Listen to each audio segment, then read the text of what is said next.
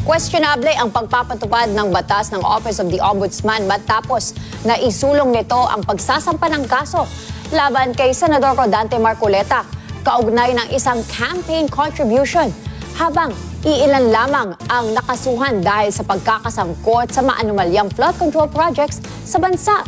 Si Erlo Bringas sa detalye.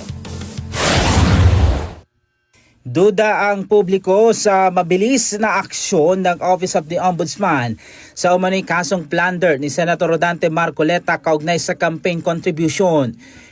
Ito'y sa kabila na tila nabinbin ang kasong kinahaharap ni na Joel Villanueva at Francis Cisa Escudero at iba pang mga nasasangkot sa flood control scandal tulad nila dating House Speaker Martin Romualdez at iba pang opisyal ng pamahalaan. Isang taon na mula nang pumutok ang skandalo sa napakalawak at malalang korupsyon sa kasaysayan ng bansa. Sa baka-umusad na investigasyon, naging state witness naman ang dating DPW Secretary na si Manuel Bonoan na sangkot din sa anomalya na nagresulta naman sa pagbasura ng mga kaso laban sa kanya. Nagsimula ang usapin matapos imbestigahan ng Commission on Elections sa COMELEC ang umano'y hindi pagdedeklara ni Senador Rodante Marcoleta ng 75 million pesos na campaign donation sa kanya sa kanyang Statement of Contributions and Expenditures o SOSE noong 2025. Kalaunan, ibinasura ng COMELEC ang election case, pero nagrekomenda naman ang Fed Investigation Bureau ng Office of the Ombudsman ng pagsasampa ng kasong plunder, indirect bribery at paglabag sa Presidential Decree No. 46. Pero sa ilalim ng batas, nakasaad sa Republic Act No. 7080 o ang Plunder Law, hindi sapat na may campaign contribution lamang upang otomatikong makabuo ng kasong plunder.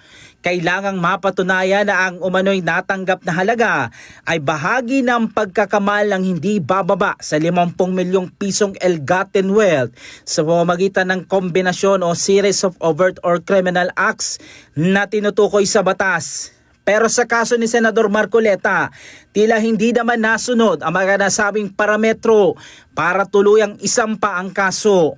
Dahil dito, iginit ang kampo ni Senador Rodante Marcoleta na kini-question nila ang legal na batayan ng inirekomendang kasong plunder dahil hindi natutugunan ng mga aligasyon ang mga elementong itinakda ng batas.